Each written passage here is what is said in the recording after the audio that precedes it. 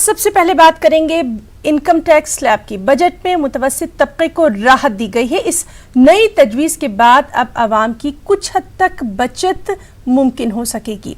ऐलान के मुताबिक 5 लाख रुपए सालाना आमदनी पर कोई टैक्स नहीं देना होगा। नए ज़वाबित के मुताबिक 5 से 7.5 लाख सालाना आमदनी पर 10% टैक्स अदा करना होगा। 7.5 से 10 लाख रुपए आमदनी पर 15% टैक्स अदा करना होगा, जबकि 7 लाख से 10 लाख आमदनी पर 15%, 10 से 12 लाख रुपए आमदनी पर 20% टैक्स अदा करना होगा। 12 से 15 लाख रुपए आमदनी वालों को सालाना 25% टैक्स अदा करना होगा। 15 लाख से ज्यादा आमदनी पर 30% टैक्स अदा करने का ऐलान किया गया। The tax proposals in this budget will introduce further reforms to stimulate growth, simplify tax structure, bring ease of compliance and reduce litigation. Personal income tax and simplification of taxation. So in the interim budget of 2019, our government exempted individuals having income up to 5 lakh of rupees from paying any income tax. Presently, an individual pays 20% on income between 5 lakh and 10 lakh and 30% on income between 10 lakh. That's the prevailing matrix. Further, currently the Income Tax Act is riddled with various exemptions and deductions which make compliance by the taxpayer and administration of Income Tax Act by the tax authorities a burdensome process. It is almost impossible for a taxpayer to comply with income tax law without taking the help from professionals. In order to provide significant relief to the individual taxpayers and to simplify the income tax law, I propose to bring a new simplified personal income tax regime wherein income tax rates will be significantly reduced for the individual taxpayers who forego certain deductions and exemptions. Under the new regime, sir, an individual shall be required to pay tax at a reduced rate of 10% for income between 5 lakhs to 7.5 lakhs against the prevailing 20%. So, anyone who's earning between 5 to 7.5 lakhs, sir, today pays 20%. We are now reducing it in the new regime, which is devoid of exemptions, to 10% only. So 20% comes down to 10%. Sir, the next example. For income between 7.5 lakhs to 10 lakhs, I earlier said about 5 to 7.5, now I'm saying about 7.5 to 10 lakh. So for income between 7.5 lakh to 10 lakh, he or she will pay at the reduced rate of 15% only against the current prevailing 20%. Sir, similarly, for the income between 10 lakhs to 12.5 lakhs, presently the tax is 30%. For income between 10 lakh to 12.5 lakh, the present prevailing rate is 30%. That is now being brought down to 20% only. Sir, the income between, I spoke about 10 to 12.5 lakhs. Now, 12.5 lakhs to 15 lakhs will be taxed. At the moment, 12.5 to 15 lakhs is taxed at 30%. Now, those earning between 12.5 lakhs to 15 lakhs will be charged at 25% only. Sir, incomes above 15 lakhs will be continued at 30%, but no exemptions at all. Those earning up to 5 lakhs shall not pay any tax either in the old regime or in the new regime. So the proposed tax structure will provide significant relief to taxpayers and more so to those in the middle class. I just want to very clearly read out 0 to 2.5 lakhs exempt now, will be exempt in the new scheme also. 2.5 lakhs to 5 lakhs, 5% now will be 5% in the new tax rate. 5 to 7.5 lakhs, 20% now will become 10% in the new rate. 7.5 to 10 lakhs, 20% now will be 15% in the new. 10 to 12.5 lakhs, 30% now will now come to 20%. 12.5 to 15 lakhs, 30% now, 25% in the new rate. Above 15 continues at 30%.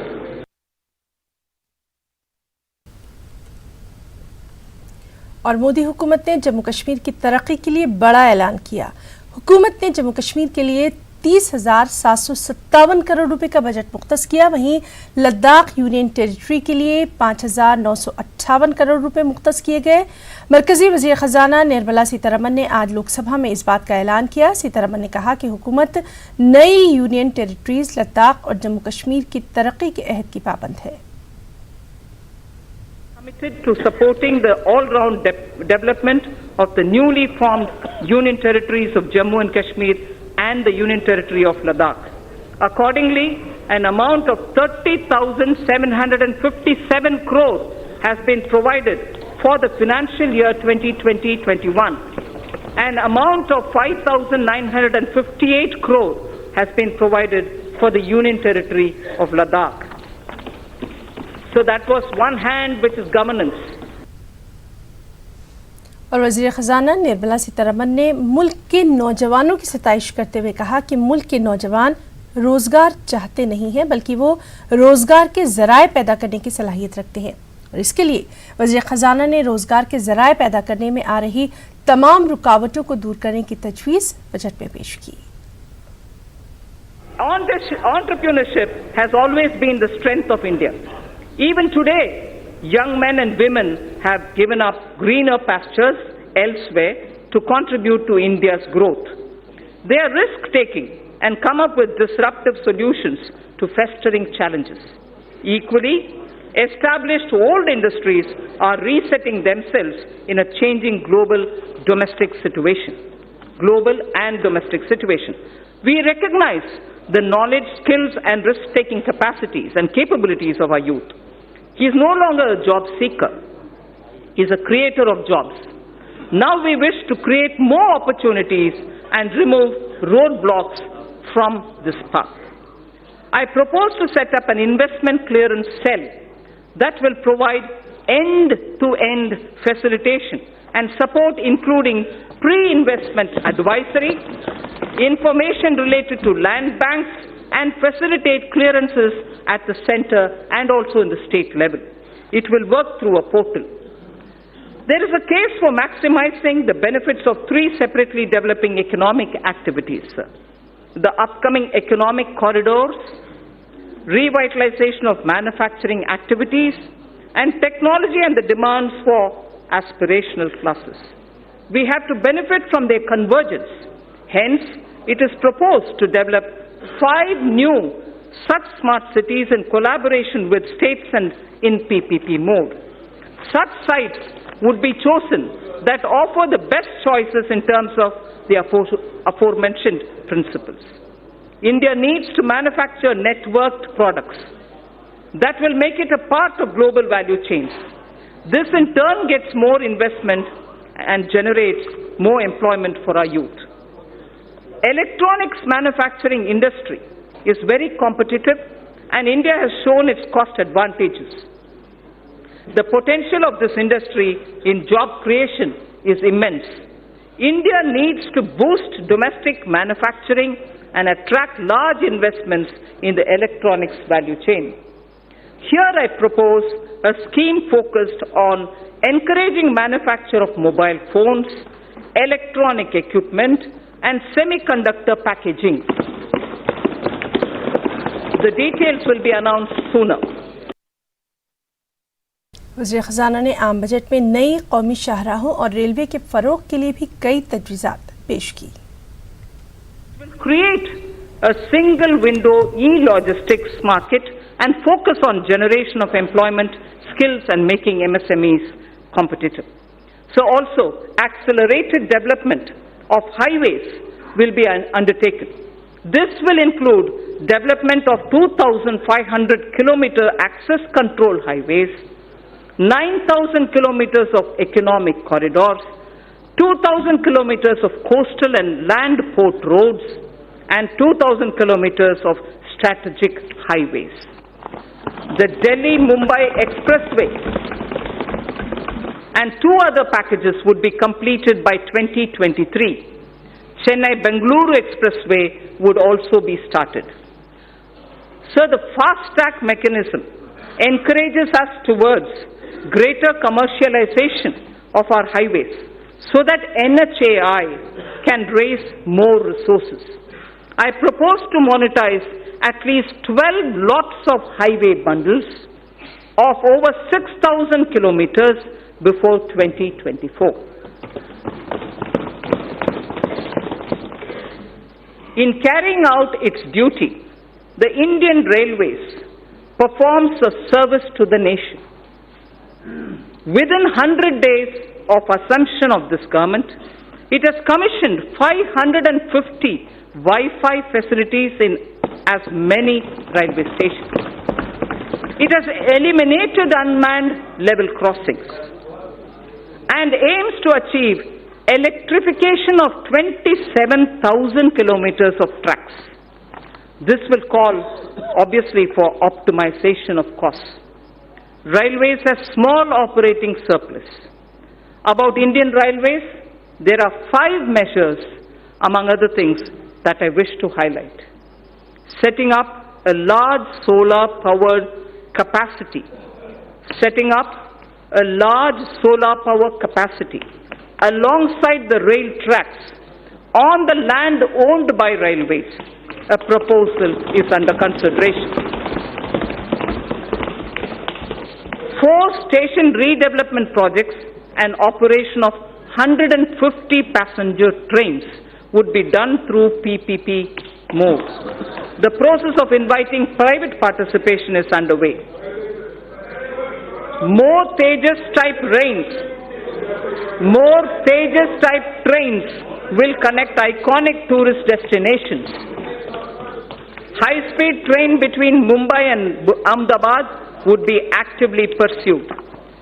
148-kilometer Bengaluru suburban transport project at a cost of 18,600 crores would have fares on metro model. Central government would provide 20% of the equity, and it will also facilitate external assistance up to 60% of the project cost.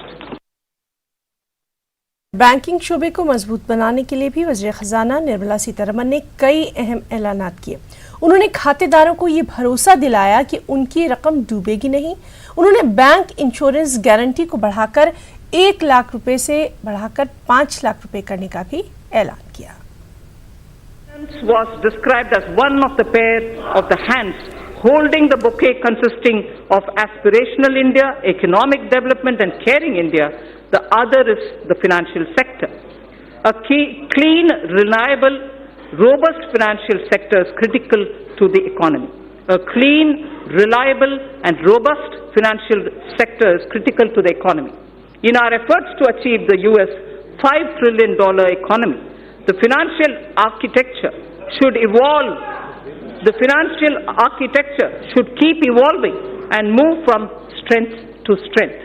We had earlier approved consolidation of 10 banks into 4. In the last few years, the Government of India has infused about 3,50,000 crores by way of capital into public sector banks for both regulatory and growth purposes. Governance reforms would be carried out in these banks so that they become more competitive. A few among them will be encouraged to approach capital market to raise additional capital. So I wish to inform this august House that robust mechanism is in place to monitor the health of all scheduled commercial banks and that depositors' money is absolutely safe. I wish to underline this point, sir, that this August House should know that robust mechanism is in place to monitor the health of all scheduled commercial banks and that depositors' money is absolutely safe. Further, the Deposit Insurance and Credit Guarantee Corporation has been permitted to increase deposit insurance coverage for a depositor, which is now standing at 1 lakh of rupees to 5 lakh per depositor. वज़ीर ख़ज़ाना ने वज़ीर-ए-आज़म के ज़रिए ऐलान करदा national infrastructure को मजबूत करने के लिए भी बजट में तजवीज़ रखी। इसके ज़रिए लाखों नौजवानों के लिए रोज़गार पैदा होने की उम्मीद जाहिर की।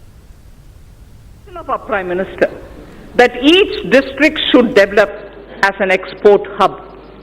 Efforts of the centre and state governments are being synergized and institutional mechanisms are being created in order that every district becomes an export hub. Government e-marketplace, GEM, is moving ahead for creating a unified procurement system in the country for providing a single platform for procurement of goods, services and works. It offers a great opportunity for medium and small and micro enterprises. 3.24 lakh vendors are already on this platform. It is proposed to take its turnover to 3 lakh crores.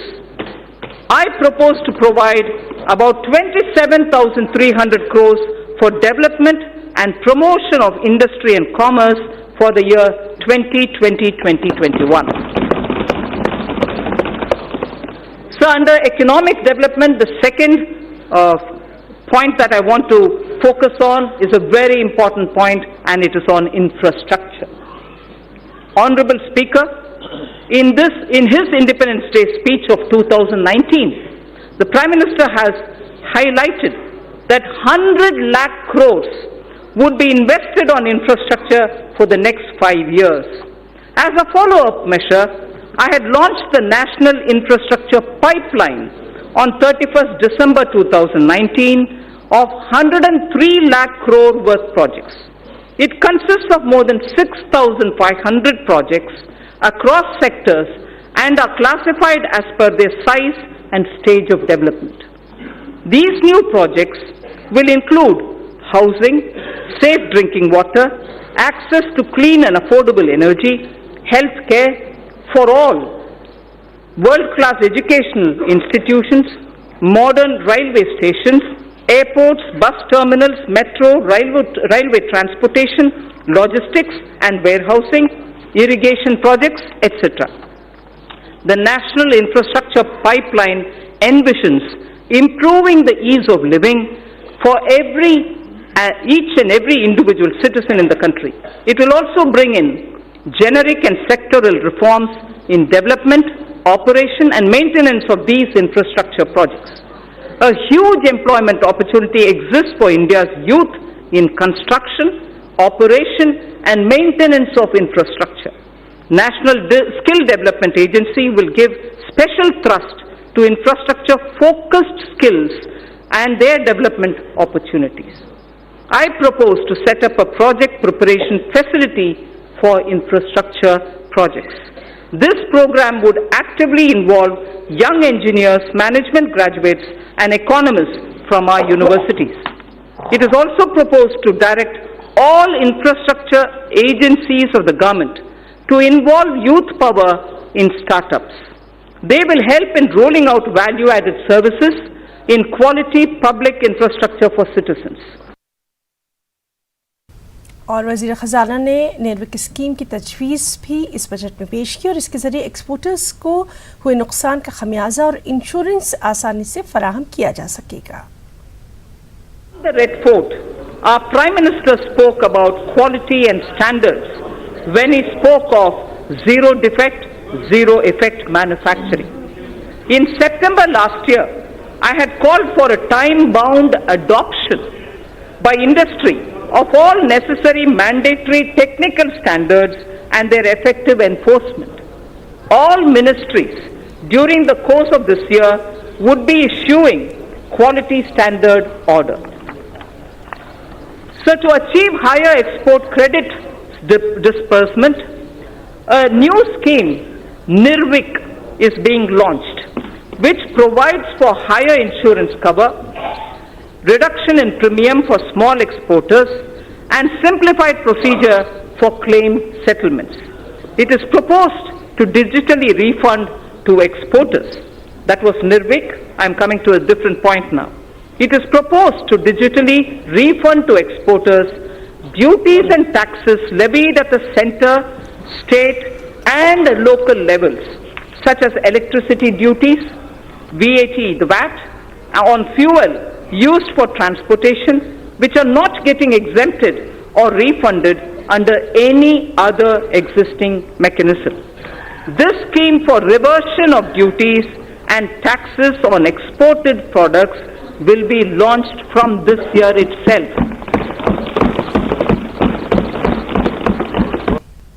और budget से जुड़ी कुछ और अहम खबरें भी। राहुल गांधी ने मरकजी हुकूमत के इस बजट पर अपने रद्दमल का इजहार करते हुए कहा कि इस बजट में कुछ भी नया नहीं है, बजट कंफ्यूजन पैदा करने वाला था। उन्होंने ये भी कहा कि तारीख का सबसे लंबा चलने वाला बजट खोखला निकला। 2.5 घंटे से ज़्यादा लंबा भाषण था और उसमें कोई स्ट्रेटेजिक बात मुझे नहीं दिखी। मेन इशू आज हिंदुस्तान के सामने रोजगार और जो इकोनॉमी की हालत है, उसके लिए कोई सेंट्रल स्ट्रेटेजिक आइडिया नहीं था। बहुत सारे टैक्टिकल आइडियाज़ थे, रिडंडेंसी थी। उन्होंने कहा कि हम इनकम टैक्स कोड को सिंप्लीफाई करेंगे और कॉम्प्लिकेट कर दिया, एक और ऑप्शन दे दिया, तो बड़ी कन्फ्यूजन में है। सरकार की जो अप्रोच है वो इस बजट से दिखती है। 2.5 घंटे बाद की लॉन्गेस्ट, शायद हिस्ट्री में सबसे लंबा बजट था, मगर उसमें कुछ था नहीं, खोखला था। और कांग्रेस लीडर शशि थरूर ने कहा कि इस बजट पर बीजेपी खेमे में भी तालियां नहीं बजी। क्या बताओ, ये स्टैंड अप इंडिया से सिट डाउन इंडिया चला गया। अभी मुझे लग रहा है कि कुछ नहीं था, आधा मतलब 1.5 घंटे हम तो पुराने नारे सुन सके, और उसके बाद अभी जो अंत में एक अच्छी चीज शायद हो सकती है, वो मिडिल क्लास के लिए टैक्स कंसेशन की 12-12.5 लाख रुपए के नीचे वाले इनकम को जरा सा रिलीफ मिल जाना चाहिए। लेकिन उसके अलावा मैं कुछ नहीं सुना जो हमें कुछ ऊर्जा देंगे। अब देखिए कि पार्लियामेंट के अंदर भी भाजपा की तरफ से भी ताली बजाने वाले कोई नहीं थे, तो लग रहा है कि इसमें कोई डिसअपॉइंटमेंट्स है, दिखते हैं। और अब कोरोना वायरस से जुड़ी अहम खबर। हिंदुस्तान कोरोना वायरस के चैलेंज से निपटने के लिए तैयार है। हरियाणा के मानेसर में बड़ा कैंप बनाया गया है, जिसे कई सेक्टर में तकसीम किया गया है। वुहान से 324 अफराद को वतन वापस लाया गया, जिन्हें 2 हफ्ते तक माहिर डॉक्टर्स की निगरानी में रखा जाएगा। 2 मरहलों में इनकी स्क्रीनिंग की जाएगी। जांच में कोई मुस्बत पाया गया तो ऐसे फर्द को अलहदा वार्ड में मुंतकिल किया जाएगा। उधर एयर इंडिया का खुसूसी तैयारा 324 हिंदुस्तानियों को लेकर वुहान से दिल्ली पहुंचा। इस फ्लाइट पर डॉक्टर्स की एक टीम भी मौजूद रही। ख्याल रहे कि वुहान में तकरीबन 700 हिंदुस्तानी हैं। इनमें ज़्यादातर रिसर्च स्कॉलर हैं या फिर मेडिकल के तलबा हैं। हिंदुस्तान समेत मुख्तलिफ ममालिक अपने शहरियों को वुहान से निकाल रहे हैं। इनमें फैले कोरोना वायरस की आहट जैसे हिंदुस्तान पहुंची, तो यहाँ भी भारतीय आर्मी ने हरियाणा के मानेसर में एक विशेष कैंप बनाया है, जहाँ पर जो विशेष विमान से जो चाइना से जो लोग आए हैं हिंदुस्तान, आज उनको यहाँ पर लाया गया है और यहाँ पर एक विशेष कैंप में इन सभी को रखा जाएगा। और इसके साथ साथ जो आर्मी के जो प्रशिक्षित डॉक्टर हैं, उनकी एक विशेष टीम जो है वो उनकी निगरानी में इन सभी छात्रों को रखा जाएगा। इनके साथ साथ अगर हम बात करें तो मानेसर के इस एरिया में जो बैरक, विशेष बैरक जो बनाई गई है, उसको अलग अलग भागों में बांटा गया है और वहाँ पर इन सभी को रखा जाएगा। और साथ ही ये तय किया जाएगा कि जब तक एक तरह से पूरी रिपोर्ट डॉक्टरों की तरफ से नहीं आ जाएगी कि इनके अंदर कहीं कोरोना वायरस के लक्षण है या नहीं है, तब तक वो ऑब्जर्वेशन में रहेंगे। और जैसे ही ये साफ हो पाएगा कि उनको किसी भी तरह की कोई बीमारी नहीं है, तो उसके बाद उन्हें घर जाने की इजाज़त होगी। लेकिन कहा यही जा रहा है कि शुरुआत में करीब 1 सप्ताह से लेकर 2 सप्ताह तक इन सभी लोगों को यहाँ पर रखा जाएगा और उसके बाद ही जब डॉक्टरों की टीम हरी झंडी देगी, उसके बाद ही इन लोगों को यहाँ से रवाना किया जाएगा। और इसका मेन मकसद यही है कि जो कोरोना वायरस जो चीन में फैला है, वो जो हिंदुस्तानी जो लोग वहाँ रह रहे थे, अगर उनके ज़रिए हिंदुस्तान में कम से कम ना फैले, यही एक कोशिश है। इसीलिए इन सभी लोगों को यहाँ पर रखा गया है। और फिलहाल जो 2 बसें हैं, उन बसों में जो लोग हैं वो यहाँ पर आ चुके हैं। आज सुबह ही एयर इंडिया के विशेष विमान से करीब 324 लोगों को चीन से भारत लाया गया था, उन्हीं में से कुछ लोगों को अब यहाँ पर लाया गया है और यहीं पर अब इन लोगों को अगले कुछ दिन के लिए रहना होगा। कैमरामैन अशोक के साथ धर्मवीर शर्मा, न्यूज़ 18, मानेसर, गुरुग्राम। खबरों में फिलहाल इतना ही। आता